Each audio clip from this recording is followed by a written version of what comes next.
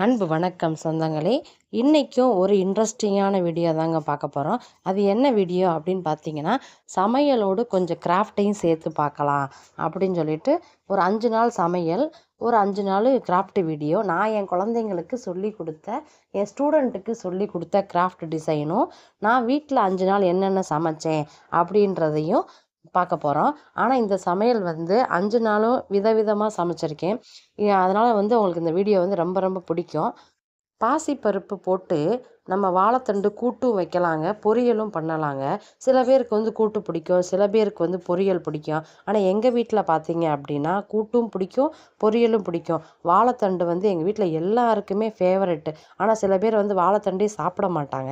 ஆனால் வந்து நீங்கள் கூட்டோ பொரியலோ வச்சு கொடுத்தீங்க அப்படின்னா விரும்பி சாப்பிடுவாங்க. நம்ம வந்து எந்த சாப்பாடு செஞ்சாலும் அதை சூஸ் பண்ணுற விதத்தில் தாங்க இருக்குது, அவங்கள சாப்பிட வைக்கிற விதமும். நம்ம என்ன சாப்பாடு வைக்க போகிறோம் அப்படின்றத நாளே நம்ம இதை டிசைட் பண்ணிக்கிறோம். இப்போ தக்காளி சாதம் வைக்க போகிறீங்க அப்படின்னா அதுக்கு ஒரு துவையலோ இல்லை ஒரு வெங்காய பச்சடியோ அப்படி வச்சிங்கன்னா ரொம்ப சூப்பராக இருக்கும். அந்த மாதிரி நீங்கள் பார்த்து விதவிதமாக அப்படி சமைச்சு கொடுக்குறப்ப குழந்தைங்களும் சாப்பிட்டுக்குருவாங்க, வீட்டில் இருக்க பெரியவங்களும் சாப்பிட்டுக்குறாங்க, நம்மளை எந்த தொந்தரவும் பண்ண மாட்டாங்க. இந்த மாதிரி நீங்கள் விதவிதமாக செஞ்சு கொடுக்குறப்ப ஹெல்த்தியாகவும் இருக்கும், அதே நேரத்தில் நம்ம செஞ்சு கொடுத்த திருப்தியும் நம்மளுக்கு இருக்கும். நான் என்ன பண்ணுவேன் அப்படின்னு பார்த்தீங்கன்னா, நாளே ப்ரிப்பேர் பண்ணி வச்சுக்கிருவேன். நம்ம என்ன செய்ய போகிறோம் அப்படின்றத நாளே ப்ரிப்பேர் பண்ணி வச்சுக்கிட்டு மறுநாள் வந்து எனக்கு ஈஸியாக இருக்கும் செய்கிறதுக்கு. ஏன்னா ஸ்கூலுக்கும் போகணும், வீட்டையும் பார்க்கணும், அதே நேரத்தில் வீடியோவும் எடிட் பண்ணணும். இப்படி ஏகப்பட்ட வேலை இருக்கிறனால நான் நாளே வந்து வெங்காயம் உரித்து வைக்கிறது, அப்புறம் பார்த்திங்கன்னா தக்காளி வந்து மறுநாள் எடுத்து வச்சுருவேன். எத்தனை தக்காளி தேவை அப்படின்றத எடுத்து வச்சுருவேன். அப்புறம் தேவையான காய்களை கட் பண்ணி வச்சுருவேன். இந்த மாதிரி நம்ம எடுத்து வைக்கிறப்ப காலையில் ஈஸியாக இருக்கும், தேட வேண்டிய அவசியம் இருக்காது. இதை போய் அங்கே எடுத்துகிட்டு வா, இதை போய் இங்கே எடுத்துகிட்டு வா அப்படின்ற நம்ம அவதியாக சமைக்கணும்னு அவசியம் இருக்காது. அதனால் வந்து நீங்கள் ஈஸியாக செய்யணும் அப்படின்னா நாளே வந்து ப்ரிப்பேர் பண்ணி வச்சுக்கோங்க. மறுநாள் உங்களுக்கு டென்ஷன் இல்லாமல் நீங்கள் எதையும் தேடாமல் சமைச்சு உங்களால் வைக்க முடியும். அப்புறம் பார்த்தீங்கன்னா, இந்த தக்காளி குழம்பு அப்படின்றது வந்து இந்த தக்காளி குழம்பு மட்டும் காயில்லா நேரத்தில் நீங்கள் வச்சுக்கிட்டீங்க அப்படின்னா அதுக்கு ஒரு அப்பளமோ இல்லை இந்த மாதிரி வாழைத்தண்டோ இல்லை அப்படின்னா வடகமோ இல்லை வத்தலோ எது வேணாலும் வச்சு சாப்பிட்டிங்கன்னா இந்த தக்காளி குழம்புக்கு ரொம்ப சூப்பராக இருக்கும். அப்புறம் பார்த்தீங்கன்னா, நான் எப்பயுமே மாவை எப்படி ஆட்டி வைப்பேன் அப்படின்னு பார்த்தீங்கன்னா, நான் எப்பயுமே வந்து சின்ன சின்ன டப்பாவில் வந்து ஆட்டி வச்சுருவேன். வாளி, சம்படம் அந்த மாதிரி குட்டி குட்டியாக நான் ஆட்டி வைக்கிறப்ப என்ன ஆகும் அப்படின்னா, அந்த ஒரு சம்படத்தை மட்டும் நான் காலி பண்ணேன்னா மிச்ச சம்படம் ஃபுல்லாக நம்ம ஃப்ரிட்ஜுக்குள்ளே பாதுகாப்பாக வச்சுக்கலாம். எல்லாத்தையும் எடுத்து உழப்பி அதை வலிச்சு போட்டுக்கிட்டு அப்படி இருக்க வேண்டிய அவசியம் இருக்காது. ஒரு டப்பாவை மட்டும் வெளியே எடுத்து வச்சு நம்ம அழகாக தோசையோ இட்லியோ ஊற்றிட்டு அதை அழகாக வலிச்சு உள்ளே வச்சு நம்ம நீட்டாக மூடி வச்சு போயிடலாம், நீட்டாக இருக்கும். அதே மாதிரி என் பெரிய பையனுக்கு இட்லினா ரொம்ப உசுருங்க.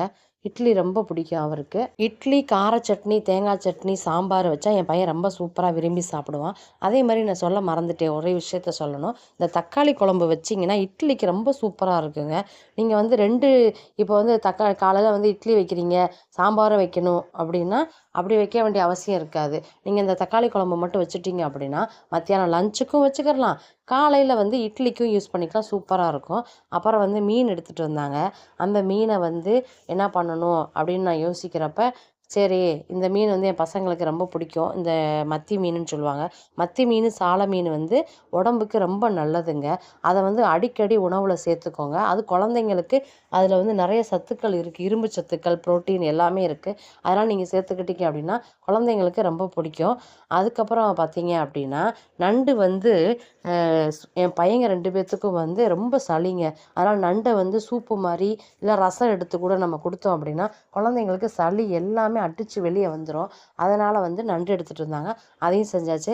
அப்புறம் எங்கள் குழந்தைங்களுக்கு நான் என்னென்ன செஞ்சு காட்டினேன் அப்படின்னு பார்த்தீங்கன்னா, அவங்களுக்கு வந்து ப்ரேஸ்லெட்டு இந்த மாதிரி விதவிதமாக செஞ்சு கொடுக்குறப்ப அதே மாதிரி குல்லிங் பேப்பரை வச்சு நம்ம ஒரு ஆர்ட் பண்ணலாம், இல்லை அதை வந்து ஒரு இது மாதிரி ட்ரீ மாதிரி பண்ணலாம். அப்புறம் வந்து நம்ம குஷி கிளிப்பை வச்சு நம்ம குல்லிங் பேப்பரை வச்சு மோதிரம், கீச்செயினு, கிளிப்பில் வச்ச மாடல்ஸ் இப்படி நிறையா நான் பண்ணி காட்டுவேன். இந்த மாதிரி உங்கள் குழந்தைங்களுக்கும் நீங்கள் வீட்டில் உங்கள் குழந்தைங்க சும்மா இருக்கிற நேரங்களில் சொல்லி கொடுங்க. அதுக்கப்புறம் தக்காளி சட்னி தாங்க. நான் என்ன பண்ணுவேன்னா, தக்காளி சட்னி எப்பயுமே வந்து ஒரே மாதிரி வைக்க மாட்டேன். ஒரு நாள் பார்த்திங்கன்னா கடலப்பருப்பை போட்டு அதோட கலந்து அப்படி செய்வேன். அப்புறம் ஒரு நாள் பார்த்திங்கன்னா இது உளுந்தம்பருப்பு அதை போட்டு என்ன பண்ணுவேன்னா அதையும் தாளித்து தக்காளி அதே மாதிரி ப்ராசஸ் பண்ணி அது ஒரு சட்னி வைப்பேன். அப்புறம் அடுத்த நாள் பார்த்திங்கன்னா நம்ம தொளி உளுந்து இப்படி விதவிதமாக வச்சுக்கிட்டே இருப்பேன். அப்புறம் காணப்பயிறு, அப்புறம் இப்படி என்னென்ன பயிர்கள் நம்ம போட்டு நம்மளால் வைக்க முடியுமோ அந்த மாதிரி போட்டு தக்காளி தாளித்து நீங்கள் சாப்பிட்டீங்க அப்படின்னா, ஒரு இட்லி 2 இட்லி சாப்பிட்ற இடத்துல எல்லோரும் 10 இட்லி கூட சாப்பிட்றதுக்கு நிறைய வாய்ப்புகள் இருக்குங்க. அதனால் கண்டிப்பாக செஞ்சு கொடுங்க. அதுக்கப்புறம் பாசிப்பருப்பு தோசை. பாசிப்பருப்பு தோசை வந்து எங்கள் வீட்டில் எல்லாருக்குமே ரொம்ப ரொம்ப பிடிக்கும். அதனால் அதுவும் நான் பாசிப்பருப்பு தோசையும் அடிக்கடி செய்வேன். அப்புறம் பீக்கங்காய் கூட்டு வந்து ரொம்ப ரொம்ப எங்கள் வீட்டில் எல்லாருக்குமே பிடிக்கும். இந்த பீக்கங்காய் வந்து நல்லா பொடிசாக அரிஞ்சிட்டு அதுக்கப்புறம் பாசிப்பருப்பு எல்லாமே போட்டு நல்லா வேக வச்சு தாளித்து எடுத்தீங்க அப்படின்னா ஒரு சைடிஷ்ஷாக அது ரசத்துக்கு ரொம்ப சூப்பராக இருக்குங்க. சுண்டல் குழம்புக்கு பரவாயில்லாமல் இருக்கும். ஆனால் வந்து ரசத்துக்கு தான் ரொம்ப சுவையாகவும் டேஸ்ட்டாகவும் சாப்பிட்றது காம்பினேஷன் வந்து கரெக்டான அளவில் செம்மையாக இருக்கும். இந்த மாதிரி ஒரு தடவை ட்ரை பண்ணிவிட்டு எப்படி வந்துச்சு அப்படின்றத என்னோடய கமெண்ட் செக்ஷனில் சொல்லுங்கள். இந்த மாதிரி நீர்க்காய்கள் வந்து அடிக்கடி வந்து உணவில் எடுத்துக்கோங்க. நீர்க்காய்கள் வந்து வெயில் காலங்களில் எடுக்கிறப்ப என்ன ஆகும் அப்படின்னா, நம்மளோட உடம்பு வந்து குளிர்ச்சி தன்மை ஏற்படுறதுக்கு நிறைய வாய்ப்பு இருக்குது. நீர்க்காய்கள் அடிக்கடி குழந்தைங்களுக்கு கூட்டாவோ குழம்பாவோ வச்சு கொடுக்குறப்ப அவங்க விரும்பி சாப்பிடுவாங்க.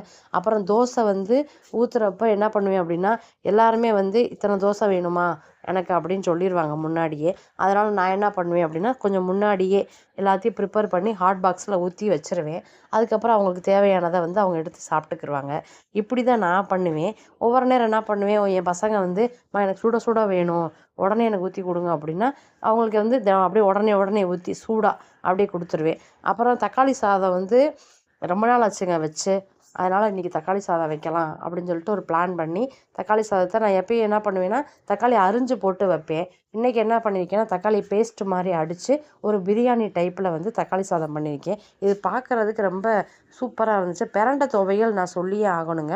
பிரண்டை வந்து எல்லா குழந்தைங்களுக்கும் வாரத்துக்கு 2 தடவை 3 தடவையாவது கொடுங்க. அதில் கால்சியம் சத்து அதிகம் இருக்குது.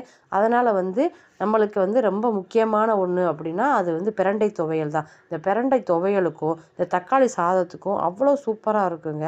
கண்டிப்பாக ட்ரை பண்ணுங்கள். எப்படி வந்துச்சுன்றதை எனக்கு கமெண்டில் சொல்லுங்கள். இந்த பிரண்டை துவையல் நான் வாரத்துக்கு 2 தடவை 3 தடவையாக செஞ்சுருவேன். எங்கள் வீட்டு பக்கத்துலேயே இந்த பிரண்டை நிறையா இருக்குது.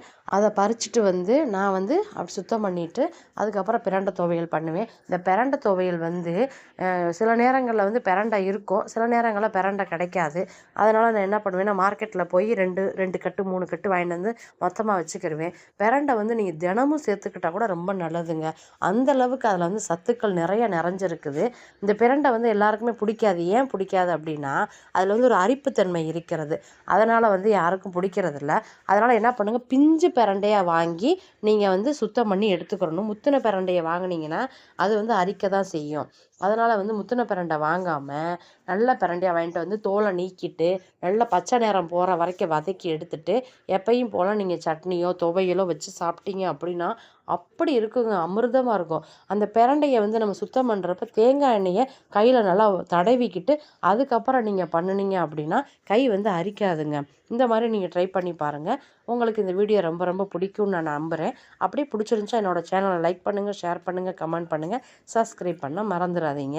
அதுக்கப்புறம் பார்த்திங்கன்னா வெண்பொங்கல் ஒரு நாள் வெண்பொங்கல் வச்சேன், ஒரு நாள் லெமன் சாதம் உருளைக்கிழங்கு ஃப்ரை பண்ணேன். வெண்பொங்கலுக்கு வந்து சாம்பார் சட்னி இப்படி 2மே இருந்தால் தான் எங்கள் வீட்டில் எல்லாருமே சாப்பிடுவாங்க. உங்கள் வீட்டில் என்னென்ன வச்சா சாப்பிடுவாங்க அப்படின்றத என்னோட ஷேர் பண்ணுங்கள். பிரண்டையை சிறு தொட்டியில் வச்சு கூட நீங்கள் வளர்த்துக்கலாங்க. ஏன்னா பிரண்டையை வந்து சின்னதாக ஒரு கம்பு மட்டும் ஒரு காம்பு மாதிரி இருக்கும், அதில் கொஞ்சோண்டு வேர் இருக்கும். அதை வந்து ஒரு தொட்டியில் வச்சு நீங்கள் வளர்த்தீங்க அப்படின்னா நீங்கள் அப்பப்போ வந்து அதை ஆஞ்சு அதுக்கப்புறம் சுத்தம் பண்ணி நீங்கள் துவையலாக ரெடி பண்ணிக்கலாம். இந்த பிரண்டை துவையல் லெமன் சாதம், தக்காளி சாதம், புளியோதரை, வெரைட்டி சாதம், அப்புறம் சாம்பார் சாதம் இது எல்லாத்துக்குமே சூப்பராக இருக்குங்க. அதேமாரி எங்கள் குழந்தைங்க வந்து எப்பயுமே வந்து க்ரியேட்டிவிட்டி அதிகம் என் ஸ்டூடெண்ட்ஸுக்கு. அவங்க எதை பார்த்தாலும் ஏதாவது ஒன்று செஞ்சுட்டே இருப்பாங்க. ஜிமிக்கி, கம்மல், அப்புறம் குல்லிங் பேப்பரில் கம்மல், அப்படி நிறைய பண்ணி பண்ணி வந்து என்கிட்ட காட்டுவாங்க. நாங்களும் அவங்களுக்கு என்னென்ன சொல்ல முடியுமோ அது எல்லாமே சொல்லிக் கொடுப்போம். நன்றி, வணக்கம்.